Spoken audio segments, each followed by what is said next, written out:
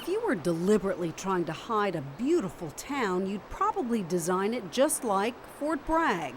Hang the highway on the top and leave a stunning harbor tucked below. Plop the industrial buildings along the coast and keep the historic ones in back. And make sure they don't get this view.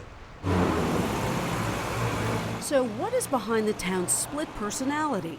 In a word, history. Its reason for being is the timber and the fishing industry. And both of those are pretty much gone. Planner Linda Ruffing is presiding over the biggest change to hit Fort Bragg in more than a century. She says the town grew up behind a massive lumber mill that still dominates the coastline. Peek through the gate, you might catch a glimpse of the ocean. But now, mill owner Georgia Pacific is pulling out, and the town is getting ready to take one giant step west. It's a little over 420 acres, which makes it a third of the city of Fort Bragg. But what to build? Coastside casinos, golf courses, multi-million-dollar homes? Not so fast. See, it turns out the biggest opportunity to hit Fort Bragg in years is also turning into a struggle for its heart and soul. That's because the timber mill shaped more than the town's physical layout. It also shaped its people. There was certainly a blue-collar toughness among the people of this community. Roy Mitchell is from a timber family that stretches 5 generations to a time that the mill provided the bulk of the town's jobs. I spent a summer working down here before my first year of college. My brother did the same. My father spent 45 years there. It was someplace, something you could count on. Solid middle-class jobs, something a lot of townspeople hope their kids can count on, something besides tourism. It's got to generate some jobs for this place because there's nothing for my kids to hang around here for. It can turn into Carmel, which loses a lot of that sense of community, in my opinion. So far, the popular ideas range from light industry to a marine research center to a mixed-use business district with ocean view housing. And there will be plenty of debate. But whatever changes come to the old mill site, people already seem to agree on what is at stake: the town's historic blue-collar identity.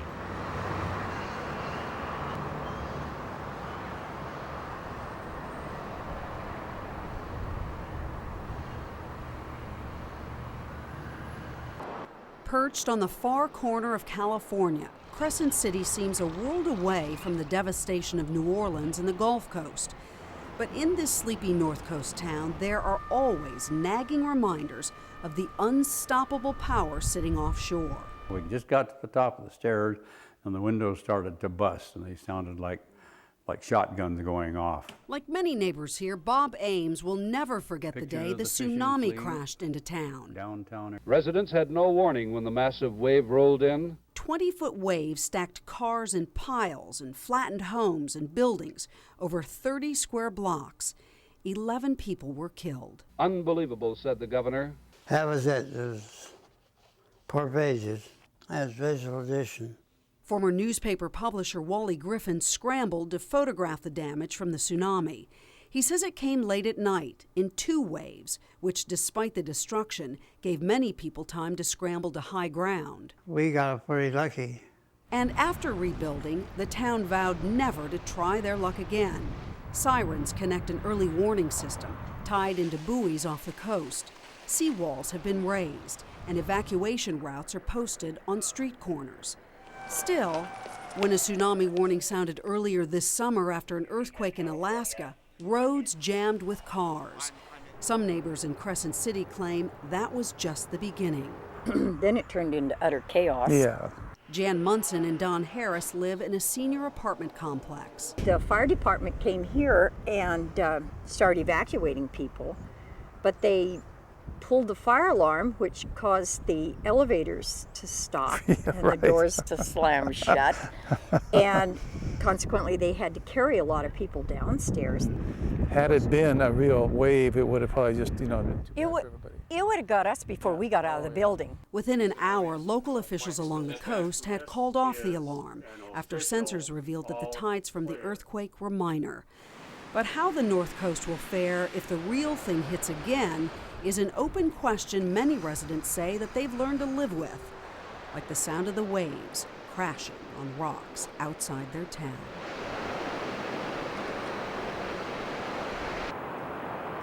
At the fog-shrouded mouth of the Klamath River sit two rocks, sisters, according to tribal legend, who guard the salmon as they enter the river. And this year, the salmon and the Yurok Nation may need protection more than ever. Everyone's very nervous about this year and about how this year is going to turn up. People are worried we're not going to have enough fish.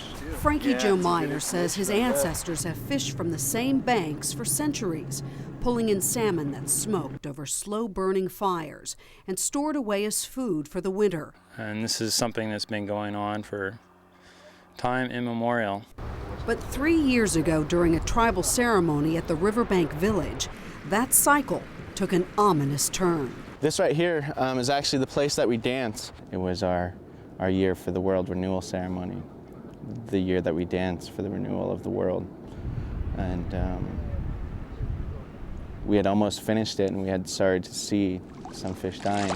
Instead of renewal, it was the beginning of what became known as the fish kill, a massive die-off of more than 65,000 spawning salmon.